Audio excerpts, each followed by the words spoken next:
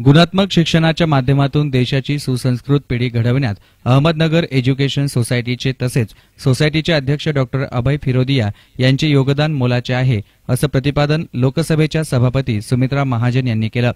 Ahmednagar education सोसायटीच्या शतकोत्तर रौप्य महोत्सवानिमित्त भाऊसाहेब फिरोदिया हायस्कूल येथे आयोजित कार्यक्रमात त्या बोलत होत्या। याप्रसंगी अहमदनगरचे पालकमंत्री तथा गृहराज्यमंत्री प्राध्यापक नामदार राम शिंदे, खासदार दिलीप गांधी, आमदार मोनिका राजळे, आमदार डॉक्टर सुधीर तांबे, माजी मंत्री बबनराव पाचपुते, संस्थेचे अध्यक्ष डॉक्टर अभय फिरोदिया, प्रमुख कार्यवाह छायाताई फिरोदिया, अशोक मुथा, उपविभागीय अधिकारी वामन कदम, शिर्डीचे उपविभागीय अधिकारी कुंदन सोनवणे, अहमदनगरचे तहसीलदार सुधीर पाटील आदी मान्यवर उपस्थित होते। अहमदनगर एज्युकेशन सोसायटीच्या शतकोत्तर रौप्य महोत्सवानिमित्त सोसायटीचे अभिनंदन करून श्रीमती महाजन म्हणाल्या की या सोसायटीनं शैक्षणिक तसेच क्रीडा क्षेत्राच्या माध्यमातून मुलांचा काळानुरूप सर्वांगीण विकास केला आहे।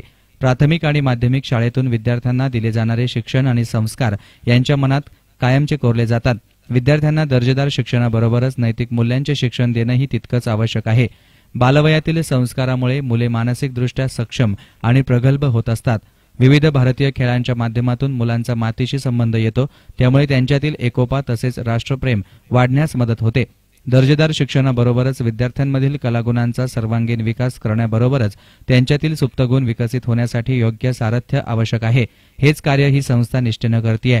हा देश माझा आहे हे विद्यार्थ्यांच्या मनात रुजवण्यात आपण कुठेतरी कमी पडत आहोत। विदेशात काम करीत असलेले आपल्या देशातील इंजिनियर्स, डॉक्टर्स तसेच उच्च शिक्षित व्यक्तींनी आपल्या देशाप्रती आदर ठेवणं आवश्यक आहे।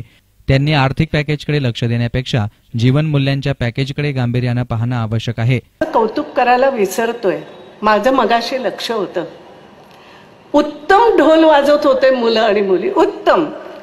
तुमचे का टाळ्या वाजवताना हात कमी पडत होते? माफ करा,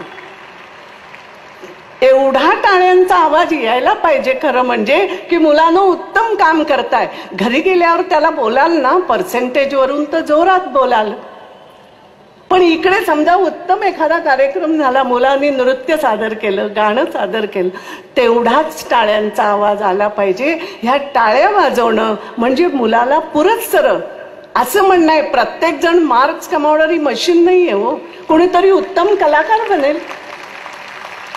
या शाळेतून लिस्ट बघा, एक मधुदंडवते बनला तो दुसरा मधुकर तोरडमल पण आहेत ना। अनेक नामवंत कलावंतही इथून गेलेले आहेत मोठे होऊन।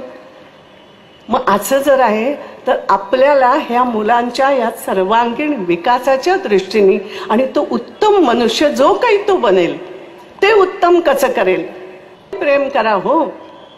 सूर्याची जात, सूर्याचं काय हे नाही विचारलं जात, त्याचं तेज पाहायचंय, त्याच्यावरती प्रेम करायचंय, त्याच्यासारखं कुठेतरी व्हायचंय, त्याच्या जवळ जायचा प्रयत्न करायचे, हे कुठेतरी भाव मुलांमध्ये आले पाहिजे आणि ही तुमची संस्था अतिशय उत्तमपणे नक्कीच करू शकते।